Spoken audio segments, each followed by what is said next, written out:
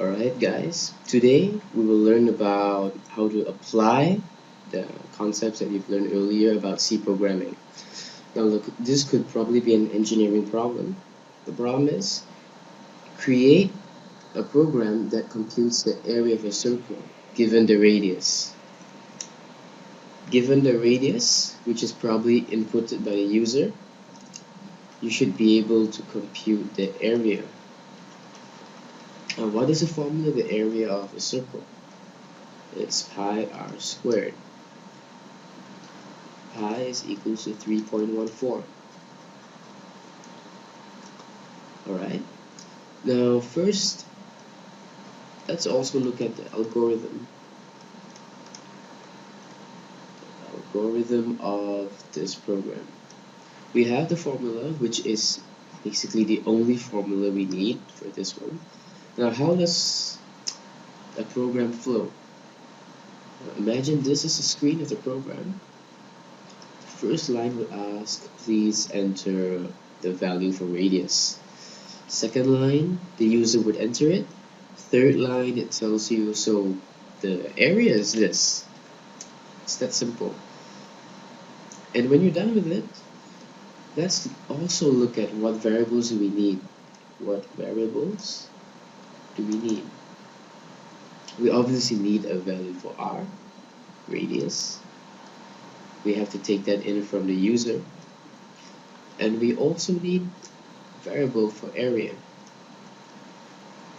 Area. Now let me code it for you.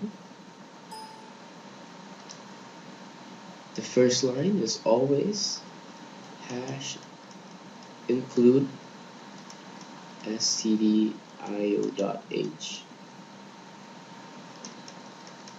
int main, which is the main function. It's needed in every program.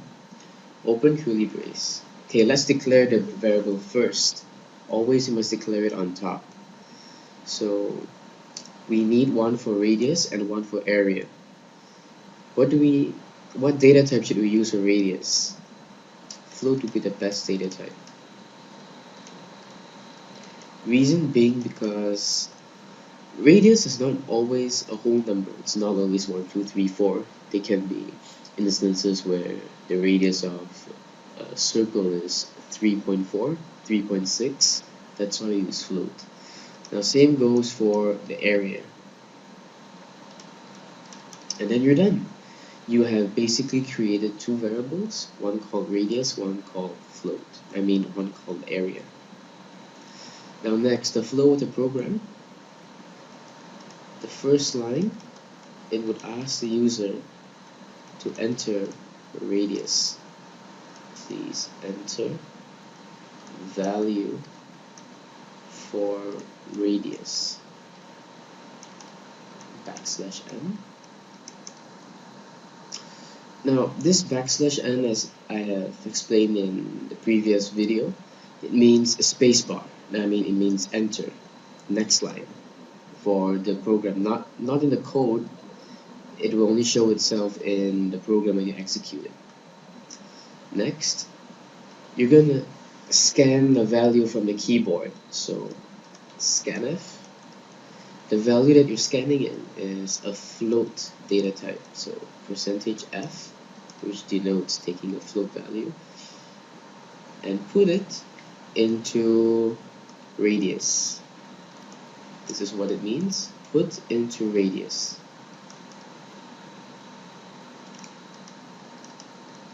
Next,